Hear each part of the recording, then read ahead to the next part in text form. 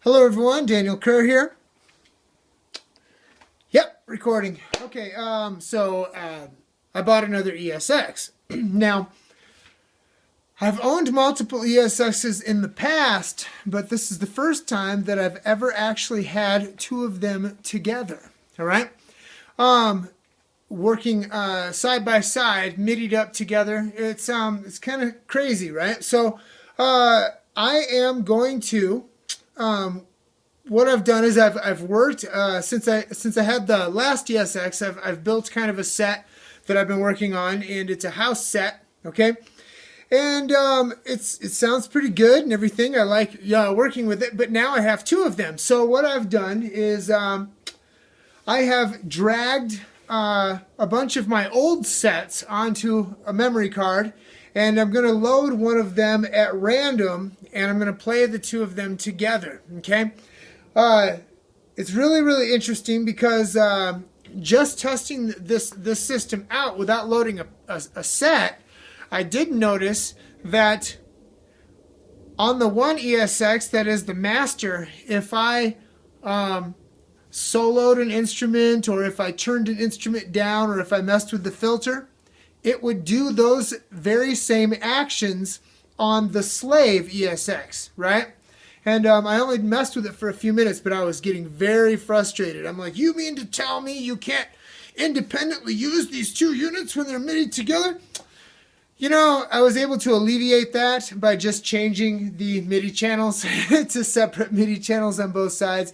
By default, all the rhythm and drum parts are at channel 10, and then synth 1, or excuse me, keyboard part 1 is on channel 1, and keyboard part 2 is on MIDI channel 2. So all I did was on the slave, all of the rhythm parts, I set them to 11. Right, and then I did 3 and 4 for the MIDI channels for the keyboard part. So if anybody ever runs across this problem, that's how you fix it, okay? So I'm going to load these packs up. I'm not even sure what pack I'm going to use, right? I've talked about my writing style and my performance style before, okay, with some people, maybe publicly. I'm not sure if I ever covered it in a video, but here's what I used to do when I used to tour and play every single week, okay? A lot of times I would be working on the set while I was on the plane or on the train, okay? Sometimes when you're flying, you don't have any electrical outlets, and that's terrible. Then I'd have to get to the hotel or at the person's house whose couch I was crashing on, and I just, like, with the headphones, like, you know, working things out and making new music. Because out of 600 or so shows, I never really played the same set twice. And sometimes, most of those times, 80% of those times, which is 500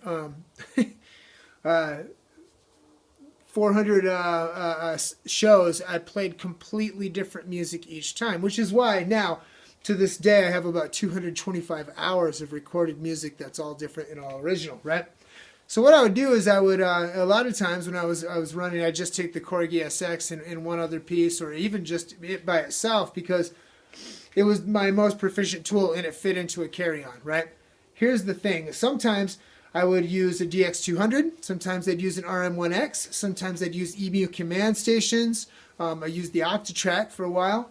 And what I would do is, for each one of these, and this is my style, for each one of these devices, I would basically sit down on my couch with that solo device and the headphones. I'd mix levels later, because headphones are not always reliable for getting good levels, right? Of course, if you have a favorite pair of headphones and you listen to all of your music through those headphones, then you know what it's supposed to sound like. I feel like I have an imprint in my brain of what a proper snapshot of what music sounds like, right? Nonetheless, what I'd do is I'd sit with this piece of gear, say it was the RM1X, and sit on my couch, and I'd make sequence after sequence after sequence, pattern after pattern, right? And what I knew was that from the first sequence to the 10th, it was always in C minor. And then I would go up 1/5, and then I'd go G minor from 11 to, or maybe from 10 to 21, right? or excuse me, 10 to 19, excuse me. And then from 20 to 29, I would go up to, what's it, D minor, etc., etc., okay?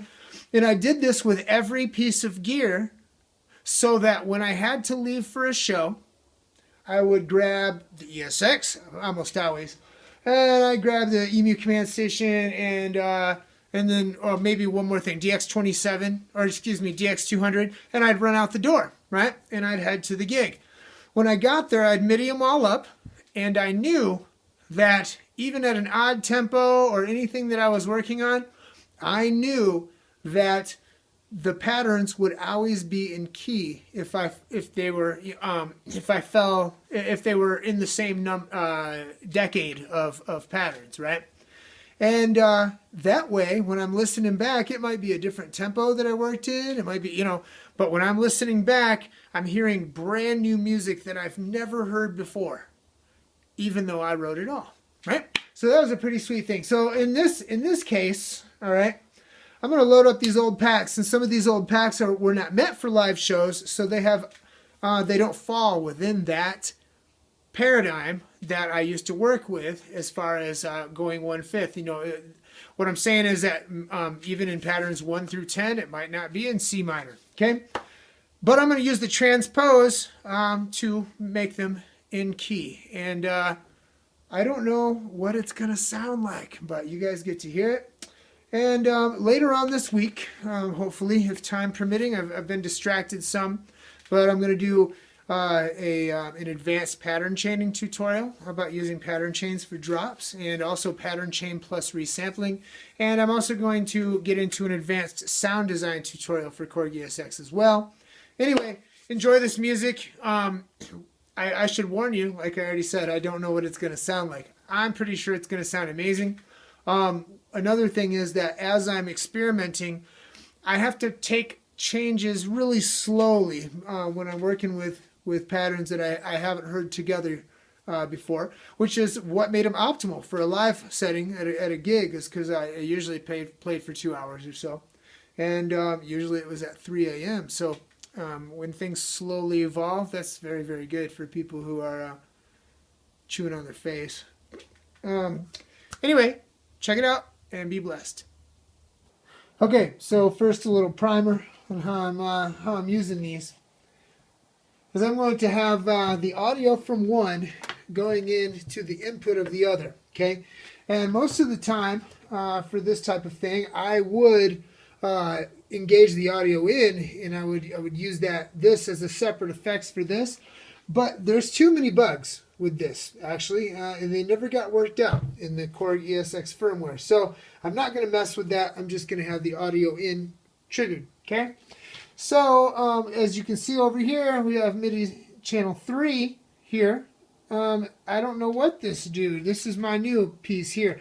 Actually, this piece here, this dude kind of, I'm not going to say he ripped me off, because he didn't. It was sold for under market. However, it was supposed to have some Bear dynamic headphones, and he decided not to include those. Okay, the surface of this thing is all pocked up like I don't know, like it was hit with a sandblaster or something. Most of the knobs are fine. This knob is really wiggly. It was the worst packed piece of gear that I've received in maybe ever. Okay. And then on top of that, it included 2 smart media cards. One of them was a 128 megabyte card, which is the most valuable of the 2. This one's a 64, and it didn't work. I don't know if he shut everything off when he was loading something, or anyway, whatever. So here I'm going to put this MIDI channel on 11. I'm going to put this MIDI channel on 3, and this MIDI channel on 4. Okay. And then over here, MIDI channel 10, 1, 2, like normal, okay? Let me make sure the clock. I'm not sure if this clock, auto, so if I hit it, boom. Okay, now the audio from this one, I need to connect that, but the audio from this one is going to go into the looper. I'm not using the RC505 as a looper today. I'm just going to use it as a recorder, right? Which I do often. If you do use the RC505 as a long recorder, make sure that you save the pattern. Save the loop before you turn it off or you'll lose everything. Okay? Then you can hook it up to USB and you can take it off the thing. Yeah, this is going to be fun. Well, actually, let's load our piece. Let's see. Hold on. Oh, actually, I think I might have to... oh, they're normal. Okay, let's go Shift, Card, Load all.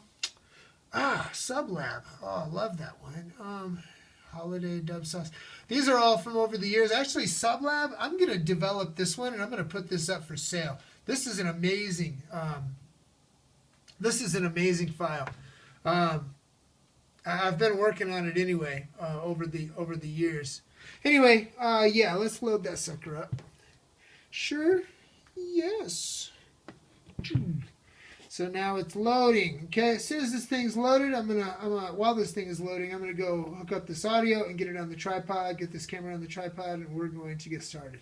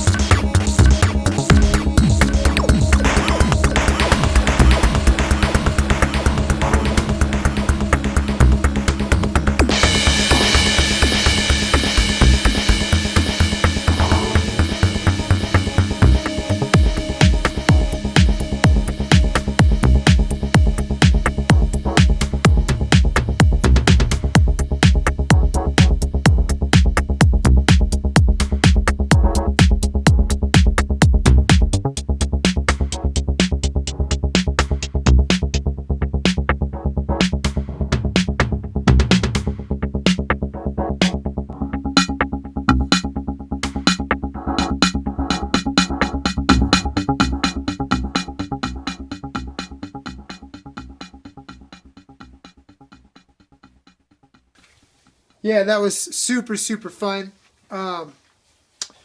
It went as well as expected. And if you kind of noticed at the end, it started to fall apart in some places. There were some changes there that I did not know were coming because I hadn't heard it in a long time.